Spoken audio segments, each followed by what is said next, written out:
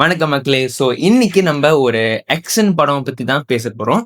So எல்லாம் கிளம்பி தெரிஞ்சிருக்கோம். நம்ம எஸ்கே அவங்க நடிச்சது, சிவகார்த்திகேயன் நடிச்சது மதுராசி. முடிஞ்சா தொடுறா.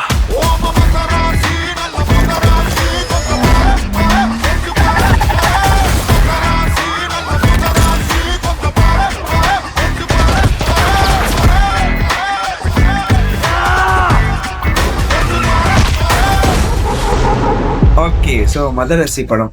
ஸோ இந்த படம் வந்து நார்மலாக வந்து அட்வர்டைஸ்மெண்ட் பண்ணி அதுக்கு வந்து ரொம்பலாம் வந்து ஹைப்லாம் கொடுக்காம ஜஸ்ட் ஒரு சிவகார்த்திகேயன் அண்ணா படம் வருது அப்படின்னு சொல்லிட்டு போய் பார்க்குற லெவலில் இருந்து ஒரு படம்.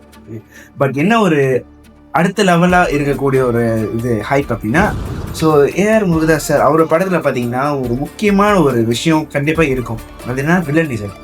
வில்லனிசம் வந்து நம்ம 7ஆம் அறிவில் பார்த்தவங்க சரி, சர்க்காரில் பார்த்தவங்க சரி, இப்போ நம்ம துப்பாக்கி அப்புறம் கத்தியில படத்தை பார்த்தாலும் சரி, அவங்களுக்கான ஒரு யூனிக்கான ஒரு விஷயங்களை வந்து வில்லனிசமுக்கு முக்கியத்துவம் கொடுத்துருப்பாங்க. அதே மாதிரி வில்லனிசம் இந்த படத்துக்கு வந்து 2 வில்லனாக கொடுத்துருக்காங்க. ஸோ அதுதான் ரொம்ப சர்ப்ரைசிங்காகவும் ரொம்பவே எக்ஸைட்டிங்காகவும் ஆக்கின ஒரு விஷயமா இருக்கு. ஸோ படம் எப்படி? படம் 1 வேர்டில் சொன்னேன், ஆக்ஷன்.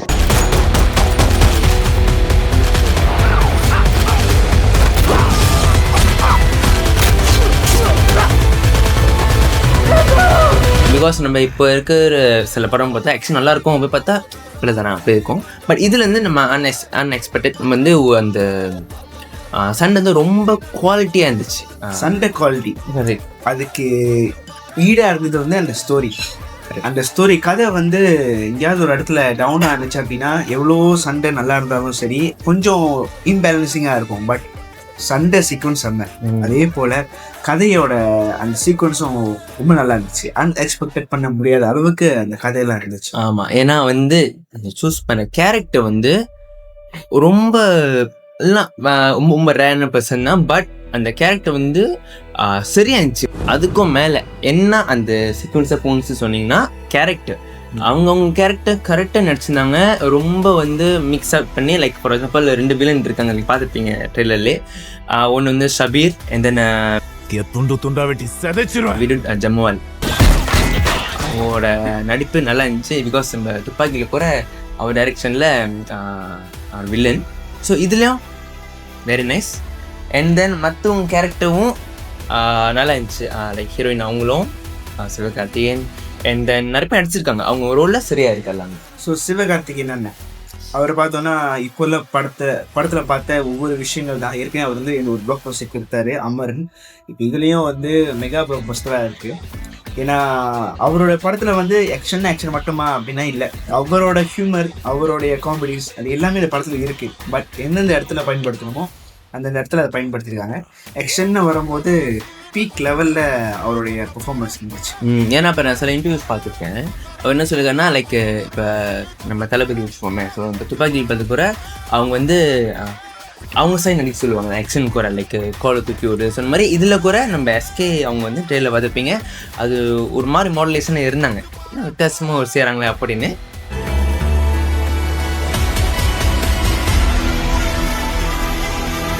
ஸோ இதில் வந்து இந்த டாக்டர் முடிஞ்சுலேருந்து அமரன் முடிஞ்சுலேருந்து இது இன்னும் ஒரு அவன் உடம்புக்கு ஒன்றும் இல்லைம்மா, மூளை தான். அவன் ஒன்று நினச்சிட்டான்னா அதை முடிக்கிறதுக்கு எந்த எக்ஸ்ட்ரீமுக்கு வேணாலும் போவான். வேறு மாதிரி இருந்துச்சு. ஸோ துப்பாக்கி பார்க்கும்போது துப்பாக்கி கொடுத்தது வந்து உடனே மாறின மாதிரி ஃபீல் இருந்துச்சு எனக்கு. ஒரு நிமிஷம், துப்பாக்கி எப்படிங்க சிவா? Good luck. துப்பாக்கி அவன் கையில் இருந்தாலும் வில்லன் நான் தான்டா.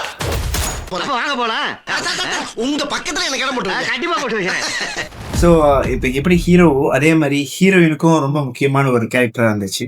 தங்கப்பூவே உன் கண்ணாலத்தான் நின்னே நானே, இனிமே எப்பவும் உன்னை விட்டு போக மாட்டேன்.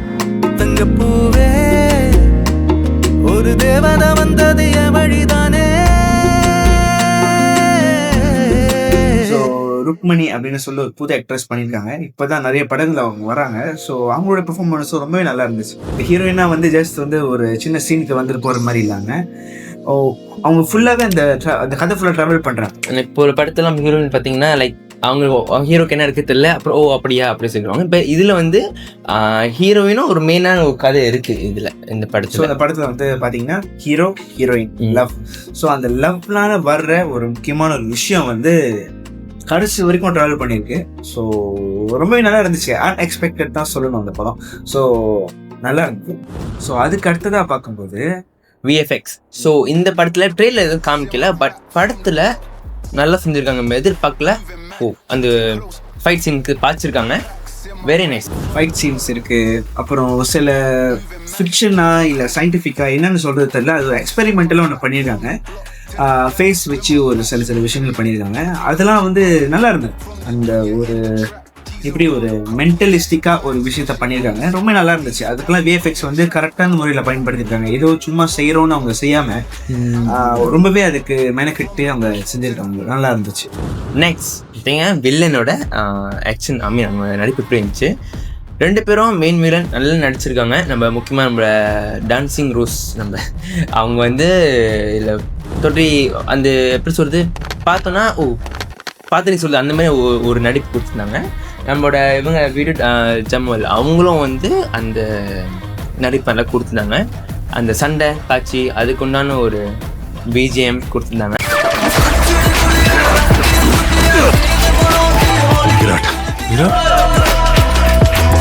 துப்பாக்கி அவன் கையில இருந்தாலும் வில்லன் நான் தான்டா.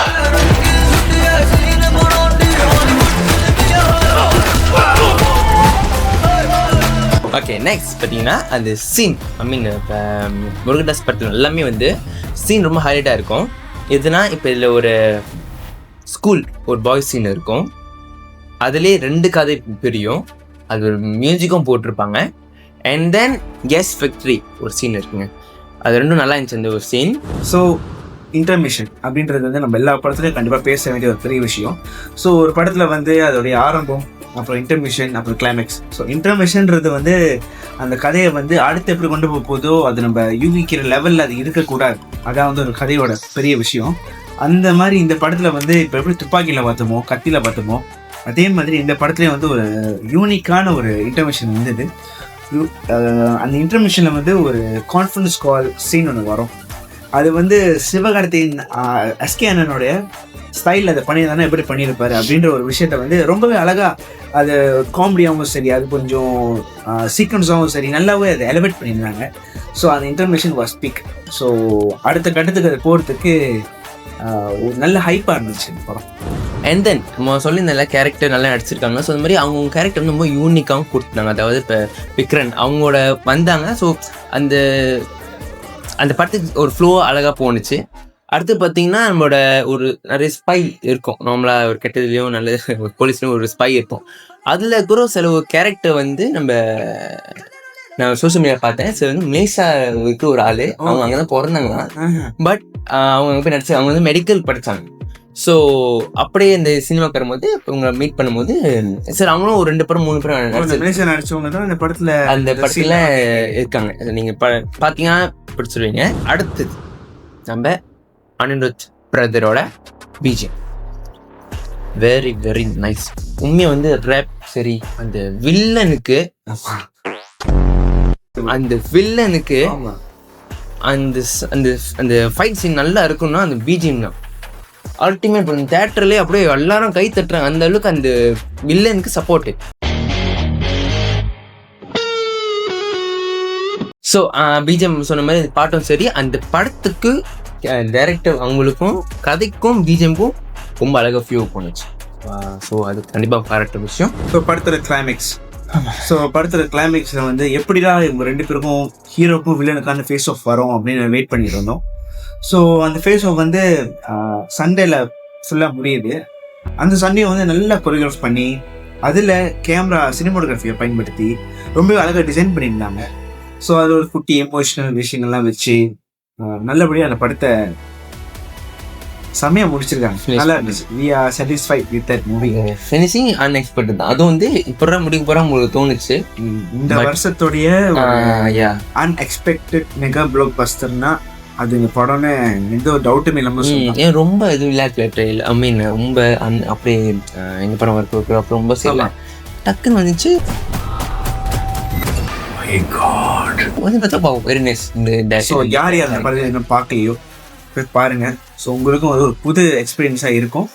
ஸோ எஸ்கே அண்ணனுக்கு இது ஒரு அடுத்த லெவல், அவருக்கு போகிற ஒரு பெரிய ஒரு படியாக இந்த படம் புதுசா இருக்குங்க. இது ரொம்ப புதுசா உள்ளதா இருக்கு. ஆனா இது புதுசா இருக்குண்ணே, புதுசா இருக்கு. ஸோ இந்த படத்துக்கான ரேட்டிங் எவ்வளோ அப்படி பார்த்தோம்னா நம்ம ஒரு 97. ஸோ 97க்கு மார்க் வாங்கக்கூடிய ஒரு செம்மையான படம். ஸோ கண்டிப்பாக போய் பாருங்கள். இன்னும் ஒரு செம்மையான ஒரு படத்தில் நம்ம பார்க்குறோம். ஸோ நன்றி, வணக்கம்.